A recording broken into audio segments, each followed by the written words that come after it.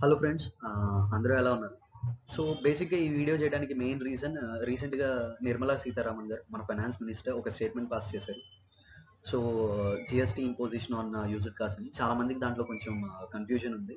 అంటే చాలా మంది అది మనల్ని నెగిటివ్గా ఇంపాక్ట్ చేస్తుంది అనుకుంటున్నారు, కానీ ఇది చాలా మంచి విషయం. అది ఎందుకో చెప్తాను జాగ్రత్తగా. బేసిక్గా జిఎస్టీ అంటే ఏంటి అంటే, మనము ఏదన్నా పర్చేస్ చేసినప్పుడు ఒక ట్యాక్స్ అనేది గవర్నమెంట్కి పే చేయాలి. సో దాన్ని ఎట్లా పే చేస్తాం? బయర్ నుంచి సెల్లర్ ఆమె అమౌంట్ని కలెక్ట్ చేసుకొని గవర్నమెంట్కి పే చేస్తాం. సో దీంట్లో కొన్ని డిఫరెంట్ థింగ్స్ ఉంటాయి. అంటే if I have to pay GST, నేను ఖచ్చితంగా రిజిస్టర్ చేసుకొని ఉండాలి. ఇన్ కేస్ నేను రిజిస్టర్ చేసుకోలేదు అంటే సర్టైన్ కండిషన్స్ ఉంటాయి. సో దాంట్లో ఆ కండిషన్స్ ఏంటి? సపోజ్ నేను యాజ్ అ సెల్లర్ నేను రిజిస్టర్ కాలేదు, నా బయర్ కూడా రిజిస్టర్ అవ్వలేదు అండర్ జిఎస్టీ అంటే జిఎస్టీ కట్టాల్సిన అవసరం లేదు. నేను జిఎస్టీ యాజ్ అ సెల్లర్గా రిజిస్టర్ చేసుకోలేదు, బట్ నా బయ్యర్ అనేవాడు జిఎస్టీ రిజిస్టర్ చేసుకున్నాడు అంటే జిఎస్టీ అమౌంట్ని బయ్యర్ కట్టాల్సి ఉంటుంది డైరెక్ట్గా గవర్నమెంట్కి, వితౌట్ రౌటింగ్ త్రూ మీ. సపోజ్ నాకు జిఎస్టీ ఉంది కానీ బయ్యర్కి జిఎస్టీ లేదు అంటే బయ్యర్ దగ్గర అమౌంట్ కలెక్ట్ చేసుకొని నేను జిఎస్టీ కట్టాల్సి ఉంటుంది. So suppose in a scenario, అంటే సపోజ్ మీరు మీ ఫ్రెండ్ దగ్గర ఒక కార్ పర్చేస్ చేస్తున్నారు అనుకోండి, జిఎస్టీ కట్టాల్సిన అవసరం ఉండదు. సపోజ్ మీరు ఒక డీలర్కి కార్ సెల్ చేస్తున్నారు అనుకోండి, డీలర్ అనేవాడు జిఎస్టీ కట్టాల్సి ఉంటుంది, మీరు కట్టాల్సిన అవసరం లేదు. సపోజ్ ఒక డీలర్ నుంచి మీరు కార్ పర్చేస్ చేసుకుంటున్నారు, మీరు జిఎస్టీ కట్టాల్సి ఉంటుంది. కమింగ్ టు జిఎస్టీ అనేది సెకండ్ హ్యాండ్ కార్స్ పైన ఎట్లా ఉంటుంది? సో జిఎస్టీ అనేది సెల్లింగ్ ప్రైస్ మీద కాదు, ఓన్లీ ఆ మార్జిన్ డిఫరెన్స్ పైన మాత్రమే జిఎస్టీ అనేది ఇంపోజ్ అవుతుంది. ఆ మార్జిన్ డిఫరెన్స్ అంటే మనం ఇనీషియల్గా పర్చేస్ చేసిన వాల్యూ మాత్రమే కాదు, ఇనీషియల్గా పర్చేస్ చేసిన వాల్యూ విత్ డిప్రిసియేషన్. సపోజ్ నేను ఒక 10 lakhs కార్ కొంటే ఒక 3 years తర్వాత డిప్రిసియేషన్ తోటి అది 7 lakhs అవుతుంది. ఆ 7 lakhsకి ప్లస్ నేను ఆ కార్ని ఆ పర్టికులర్ ఇయర్లో ఎంతకు సెల్ చేశాను, ఆ మధ్యలో ఉన్న డిఫరెన్స్ మాత్రమే జిఎస్టీ ఇంపోజ్ అవుతుంది.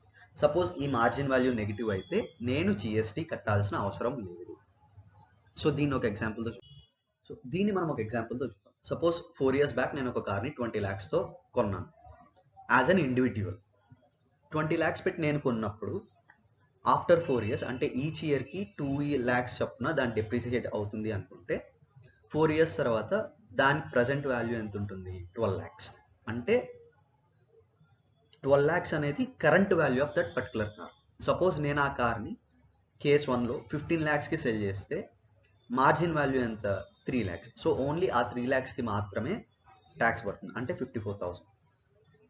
On the other hand, suppose నేను ఆ కార్ని కరెంట్ వాల్యూ 12 lakhs ఉన్నప్పటికీ నేను 10 lakhsకే సెల్ చేస్తే నేను లాస్కి సెల్ చేస్తున్నాను, అంటే అప్పుడు మార్జిన్ వాల్యూ ఎంత ఉంటుంది?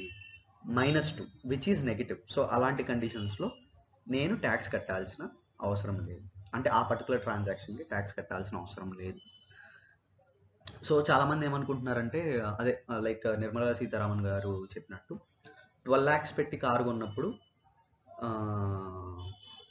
9 lakhsకి ఆ కార్ని సెల్ చేస్తే మిగతా 3 lakhsకే మార్జిన్ ఉంటుంది, ఓకే. బట్ వాట్ ఇఫ్ 12 lakhsకి ఉన్న కార్ని నేను 3 lakhsకే కొంటే అప్పుడు నేను 9 lakhsకి ట్యాక్స్ కట్టాలన్నట్టు డౌట్స్ వస్తున్నాయి. మీరు దీన్ని అట్లా క్యాలిక్యులేట్ చేయరు. సపోజ్ మీరు 12 lakhs పెట్టి కొన్న, అంటే వాల్యూ ఉన్న కార్ని 3 lakhsకి కొంటున్నారు అంటే అది చాలా యూజ్డ్ కార్, అంటే ఒక 5 years 6 years అవుతుంది. సో 5 years 6 years అయిన తర్వాత దాని వాల్యూ 4 lakhs 4.5 lakhs అంతే ఉంటుంది. సో 4.5 ఉన్నప్పుడు మీరు 3 lakhs పెడితే స్టిల్ అక్కడ నెగిటివ్ మార్జిన్ ఉంటుంది కాబట్టి జిఎస్టీ కట్టాల్సిన అవసరం లేదు. 4 lakhs కన్నా ఎక్కువ ఉంటే అప్పుడు మాత్రమే జిఎస్టీ కట్టాలి. సపోజ్ 12 lakhs ఉన్న కారు ఆఫ్టర్ 10 years, అంటే ఈచ్ ఇయర్ సమ్ 1 lakh తగ్గించుకుంటూ వచ్చి ఒక 2 lakhs దాని ప్రజెంట్ వాల్యూ అయినప్పుడు అప్పుడు దానికి మీరు 3 lakhs పే చేస్తే అప్పుడు మాత్రమే ఆ రిమైనింగ్ ఏదైతే 1 lakh మార్జిన్ ఉందో దానికి మాత్రమే జిఎస్టీ కట్టాలి. సో ఇది ఒకటి గుర్తుపెట్టుకోండి. ఇది చాలా మంది నెగిటివ్గా తీసుకుంటున్నారు, అంటే విచ్ ఈస్ లూటింగ్ మనీ అన్నట్టు. బట్ అక్కడ మనీ లూటింగ్ జరగట్లేదు, చాలా మనీని మనం సేవ్ చేస్తున్నట్టు. అంటే వేరాస్ ఎర్లియర్ మనము ఇక్కడ ఈ డిప్రిసియేషన్ అనే కాన్సెప్ట్ని తీసుకొచ్చి చాలా మంచి వర్క్ చేసాం. Thank you.